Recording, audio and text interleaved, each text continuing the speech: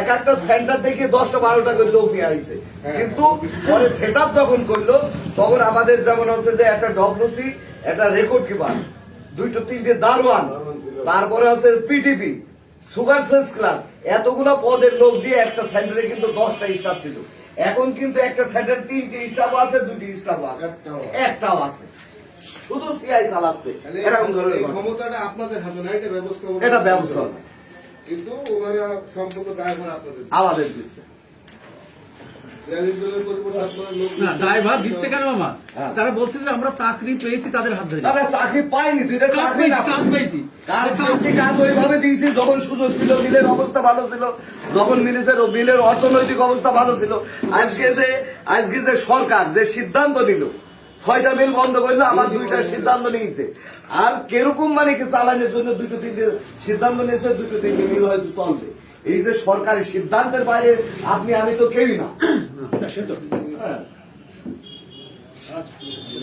তবে ঈদের বিষয়টা কিন্তু আমরা কিন্তু সত্যি কথা বলতে আন্তরিক ভাবে কোন মানুষের চাকরি যাক, সে যে দিন হাজিরা হোক, 80 টাকা হাজিরা হোক, কামলা হোক, আমরা কিন্তু চাইলে তাদের ইয়ে যাক, কিন্তু তারা কিন্তু তাদের নিজেদের পায়ে কিন্তু কুড়ুল মারার জন্য তারা কিন্তু প্রস্তুত হচ্ছে। তার কারণ ইতিমধ্যে আপনারা জানেন মুক্তিযোদ্ধাদের বিষয়টা নিয়ে আপনারা মিলন যে সে অতিরিক্ত বাড়াবাড়ি করতে, আজকে কিন্তু সে চাকরি করে, অথচ আজকে তার ইয়েটা সাসপেন্ড শুধু হয়নি, হেড অফিস থেকে আইনগত ব্যবস্থা নেওয়ার জন্য বলা হয়েছে। তাহলে একটু বাড়াবাড়ি করলে কিন্তু সবকিছুই এরা কিন্তু আমি মনে করি যে আমরা তাদের জন্য সুপারিশ করছি। তাদের 80 টাকা হাজিরা থেকে আজকে আমরা 280 টাকায় 50 টাকায় নিয়ে আসলাম, অথচ তারা আজকে কিন্তু আমাদের উপরে কিন্তু বলেন যে একটা দিন হাজিরার লোকের কাছে কেউ যদি এরকম 10 লাখ 5 লাখ টাকা পাগলে ফেঁকেছে, লোক পাগল না কিন্তু টাকা দিয়ে এই চাকরি নেবে।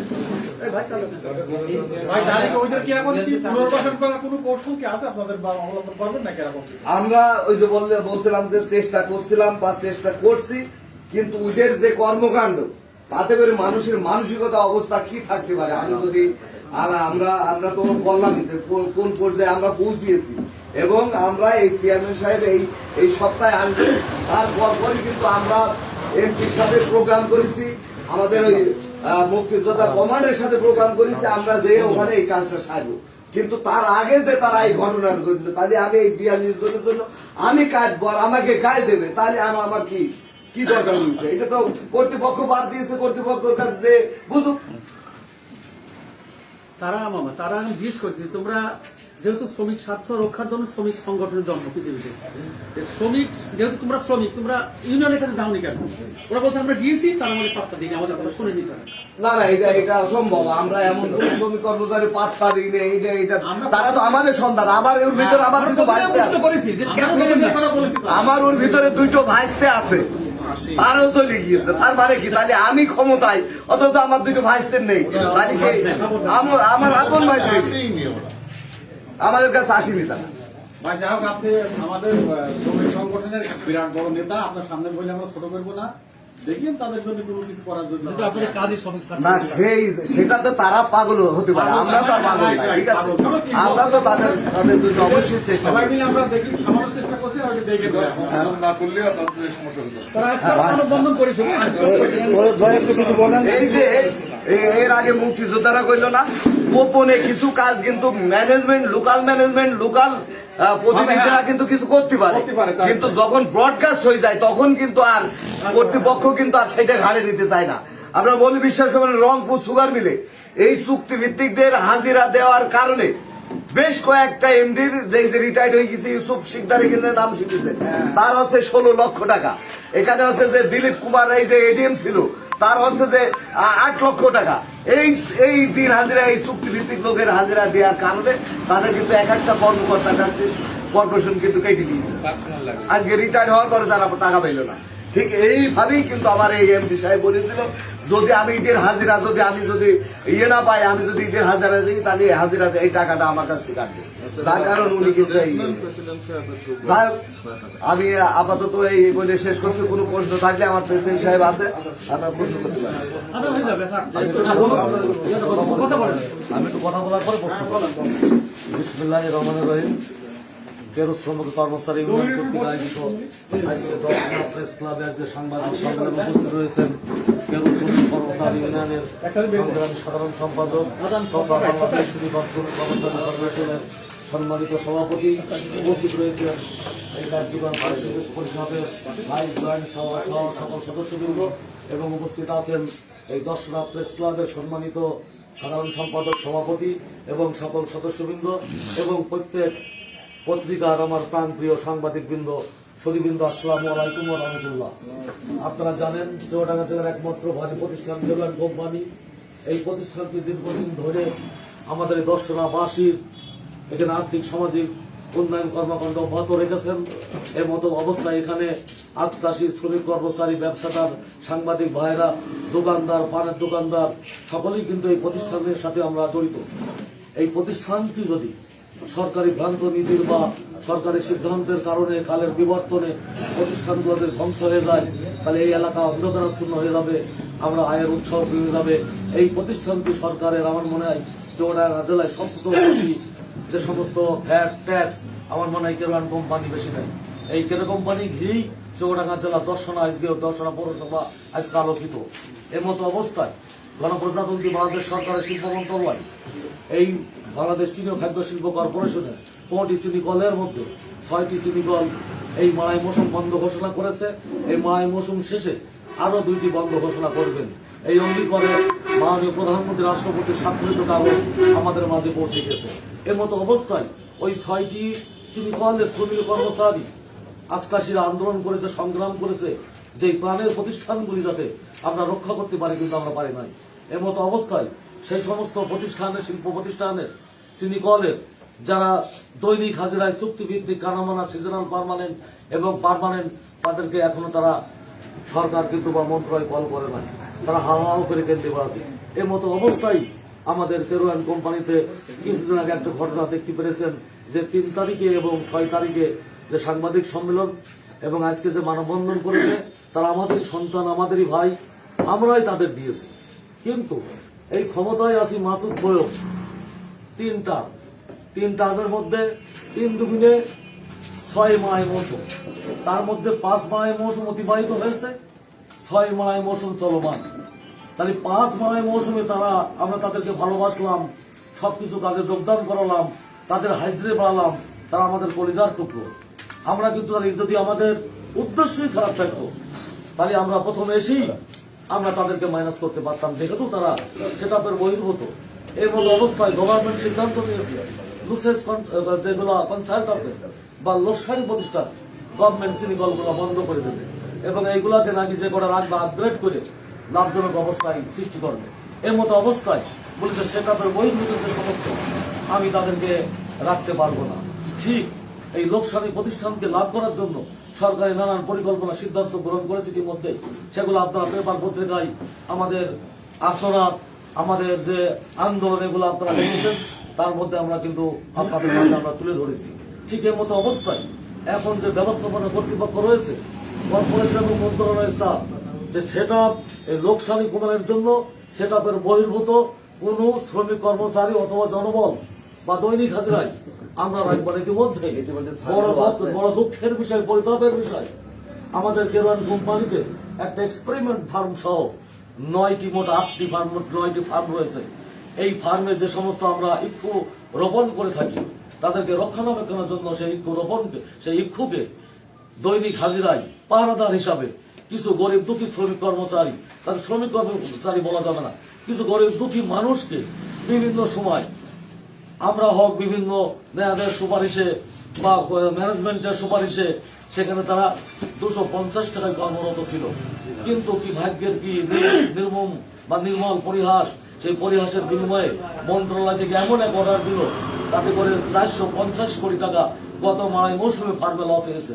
এই লসকে কমানোর জন্য 4 কোটি 50 লক্ষ টাকা এখানে লস হয়েছে। তখন মন্ত্রণালয় সিদ্ধান্ত দিল কোনো পাহারাদার চলবে না, প্রাইভেটে যারা চাষ করে, আমরা যারা চাষি এখানে আছি, তাদের যদি পাহারা দেওয়া লাগে না, সুতরাং সরকারি প্রতিষ্ঠানে পাহারাদার কমিয়ে দেওয়া হবে, বাজেট কমিয়ে দেওয়া হবে এই প্রতিষ্ঠানকে লাভ করার জন্য, ফার্মকে লাভ করার জন্য। এবং আরো কি বললো যে এটা চাষ না করে, এটা জমি লিজ দিয়ে লিজ দিয়ে আমাদেরকে লস কমাতে হবে লাভ করার জন্য। ইতিমধ্যে আপনারা জানেন সুগারে 70 কোটি টাকা লস হয়েছে, সুগারে 70 কোটি টাকা লস হয়েছে, আর ফার্মে 4,50,00,000 টাকা লস হয়েছে। এই সমস্ত লস কমানোর জন্য এই সুগার মিলের বিভিন্ন পরিকল্পনা কর্পোরেশন মন্ত্রণালয় নিয়েছে। এর মতো অবস্থায় এই ম্যানেজমেন্ট তখন সিদ্ধান্ত নিলে সেটআপের বাইরে আমরা একটা কোনো জনবল রাখতে পারবো না, এর দায়ভার আমি নিতে পারবো না। যে কথাটি আমাদের সম্মানিত সেক্রেটারি সাহেব বললেন, ইতিমধ্যেই অনেক এমডি বাড়ি যাওয়ার সময় ভিক্ষার ঝুলি হাতে নিয়ে রাস্তায় কেটে কেটে বেড়াচ্ছে, তাদের গ্রাসরি থেকে সমস্ত পতন করে দিয়েছে। তাই এরা আমাদের ভাই, আমাদের সন্তান। আমরা 5টি বছর যখন পিছিয়ে রাখতে পারলাম, এই 3টি টার্মে 5টি বছর অতিবাহিত, এখন চলমান 6টি বছর। তাহলে এই অংশ কেন রাখতে পারলাম না? সরকারি সম্পূর্ণ সিদ্ধান্ত এবং শিল্পকে ছোট করিয়ে একটা ছোট্ট দৃষ্টিতে রাখার জন্য যে পরিকল্পনার মধ্যে মন্ত্রণালয় এবং কর্পোরেশন গ্রহণ করেছে। ইতিমধ্যে আপনারা জানেন যে সনৎ কুমার শাহ, যিনি বাংলাদেশ চিনি খাদ্য শিল্প কর্পোরেশনের চেয়ারম্যান ছিল, তার কঠোর নির্দেশনা যে একটা কোনো সেটআপের বাইরে কোনো কিছু হাজিরা দিলে, কাজে দিলে সেই দায়িত্ব ওই কর্তৃপক্ষই বহন করতে হবে, এই বিলে চিঠি পাঠালো। তখন আমরা বহু চেষ্টা করেছি এদেরকে, প্রথমে 15 দিন মতো ওদের কাজে বললাম তুমি কাজ করো, আমরা তো আছি। কিন্তু লাস্টে যখন ইন্ডিয়ার ভাই হল না ব্যবস্থাপনা কর্তৃপক্ষ, তখন আমরা বিরাট বিভাগে বললাম, এরা যে কথাটি বলেছে নিয়োগ মানে কি, নিয়োগ মানে আপনাদের যথেষ্ট জ্ঞান হয়েছে। জনপ্রশাসন মন্ত্রণালয় কর্পোরেশন হয়ে মন্ত্রণালয়ে যখন সার্কুলার হবে, পেপার পত্রিকায় যখন সার্কুলার দেবে, নিয়োগ কমিটি আসবে, তারই বলে নিয়োগ, অ্যাকচুয়ালাইজেশন নিয়োগ। এখানে কোনো গ্রাসুটি নাই, পিএফ নাই, প্রভিডেন্ট ফান্ড নাই, এদের শুধু দৈনিক হাজিরাই। এরা আমাদের সন্তান, আমাদের ভাই, এদেরকে কেন আমরা ক্ষতি করব? আর ঈদের বাদ দিয়ে, ঈদের তো শূন্য জায়গায় ছিল না, এরা অতিরিক্ত জায়গায় বারবার আমরা একটু আপনাদের 1 মিনিট আরেকটু বলি। ইতিমধ্যেই 5-6টা এমডি বার করেছি, যে এমডি আসে সেই বলে যে দৈনিক হাজিরায় সেটাপের অতিরিক্ত আমি তাদের বেতন দিতে পারবো না। ঈদেরই আশ্বাদের সময় তখন দেলোয়ার সাহেব ছিল চেয়ারম্যান, 1.5 মাস বেতন দিতে পারলাম না। তখন বলে না হবে না হবে না, তখন ওই এবিএম আশরাফ হোসেন বললো এই আমি এই দায়ভার বহন করতে পারবো না। তখন আমরা 2 জন কর্পোরেশন চেয়ারম্যানের কাছে গিয়ে অনয় মিলাই হাত জোর করে, স্যার এরা গরিব মানুষ, আর এদের ব্যাটারে লাথি মারবেন না। কর্পোরেশন তো হাজার হাজার কোটি কোটি টাকা লস হচ্ছে, এই গরিব দুঃখী মানুষের ঠকিয়ে কয় টাকা আপনি সেভ করবেন, সাশ্রয় হবে, কর্পোরেশন কি লাভ হবে? সমুদ্রের মাঝখান থেকে 1 বালতি পানি দিলে সমুদ্রের পানি কুয়ানে যায় না। এইভাবে বুঝিয়ে আমরা সেই দেলোয়ার সাহেবের দিয়ে 1.5 মাস পরে ঈদের বেতন দিলাম। আবার আলাকে এমডি আসবে, সে বলতে পারবো না, আবার আলাকে এমডি সে বলতে পারবো না। এইভাবে কিন্তু অনুরোধ করে করে আমরা ঈদের ঠেকে রাখেছি, কিন্তু এবার আর পারিনি। তবে আমাদের চেষ্টা আছে, যে কথাটি বললেন, এরা যেহেতু পুরাতন, এরা এখানে রুজি করে খাচ্ছিল, বাল বাচ্চা মুখের দিকে তাকিয়ে। আমরা শ্রমিক রাজনীতি করি, শ্রমিকের ন্যায্য অধিকার রক্ষা করার জন্য, বঞ্চিত করার জন্য। কিন্তু ব্যবসা করার কোনো সুযোগ নেই। যে কথাটি বলেছে যে তাদের বিনিময়ে, তাদের পরিবর্তে আমরা লোক নিয়ে কোটি কোটি টাকা ইনকাম করেছি। এই 200-250 টাকার হাইজে কেউ টাকা দেয়, যার নেই গ্রাসুটি, যার নেই পিএফ, যার নেই বোনাস, কোনো ফান্ড নেই, এইসব টাকা কেউ, এইসব কাজে কেউ টাকা দেয় না, এবার কষ্ট করবে। ওদের অভিযোগ যেটা ছিল যে আমরা একটা ইন্ডিয়ান সরকার তো শ্রমিক হিসেবে কাজ করি। হ্যাঁ, অবশ্যই। দীর্ঘাদিনের উপকার। হ্যাঁ, না, রাইট রাইট ভাই বসে বলেন, বসে বলেন। Right right. এবং আপনার ওদের একটা অভিযোগ ছিল যে আমরা ওনাদের যখন জিজ্ঞাসা করা হলো যে আপনারা ইন্ডিয়ানের কাছে গেছিলেন, যেহেতু তারা আপনাদের ইয়েতে লোক দিয়েছে, আপনাদের বাদ দিয়ে নতুন করে লোক দিয়েছে, আপনারা তাদের সাথে বসছিলেন যে কেন নিলেন, বা অবশ্যই আমরা গেছি, তো ওনারা এটা এড়িয়ে গিয়ে সম্পূর্ণ দায়ভারটা দিয়ে দিচ্ছে ব্যবস্থাপনা করতে হবে, আমরা পারবো না, এটা আমাদের ভিতরে নয়, তোমরা ওখানে যোগাযোগ করো। তো আমাদের কথা হচ্ছে যে আমরা তাহলে ওনাদের কাছে কেন গেলাম, আপনাদের কাছে তাহলে কেন গেলাম? আচ্ছা, এবার আমি বলি, আমি কিন্তু বক্তব্যের মধ্যে আমি পূর্ণাঙ্গ তুলে ধরেছি। এই 6 বছর হচ্ছে, 5 বছর ধরে বই করে রাখেছি। এবার এই কর্পোরেশনের ভ্রান্ত নীতির কারণে এই সমস্যাগুলো ঘটেছে। আমাদের কাছে যখন আসলো আন্দোলন করা কাজ যোগদান পর, আমরা 15 দিন কাজও দিয়ে প্রায় 90 জন হয়ে গেছিল। বলছিলাম কখনো পারবো না, আমার বাড়ি যাওয়ার সময় সব কর্তন করে দেবো। ভাই আদান হয়ে গেছে, শেষ করে দেন। আমরা তো স্যার ঈদের এই কাজ করা যাবে না। তারপরেও আমরা চেষ্টায় রয়েছি। তারা গরিব দুঃখী মানুষ, আমাদেরই ভাই সন্তান, তাদের জন্য চেষ্টা করবো। অকথা কুকথা এই কোটি কোটি টাকা মনে হচ্ছে 10 এটা হয়তো আপনার সন্তান আছে, নাহলে আপনার ভাই তাহলে শেষ কথা হচ্ছে, ওদের আগের কর্মস্থলে ফিরিয়ে আনার সব ধরনের চেষ্টা আপনারা চালিয়ে যাচ্ছেন। অবশ্যই করবো। অচিরেই কি তা সফল হওয়া সম্ভব? মানে এরকম কোনো আশার বাণী আছে? এইটা তো আশার বাণী বলতে যে এটা যে মন্ত্রী মহোদয় যদি এটা তার যদি মানে সে যদি বলে, যেহেতু আমরা শিল্পমন্ত্রীর কাছে যাবো, উনি যদি হচ্ছে যে এই জিনিসটাকে একটু ছাড় দেয় বা এই মানবিক আপনারা এই বিষয়ে কথা বলবেন।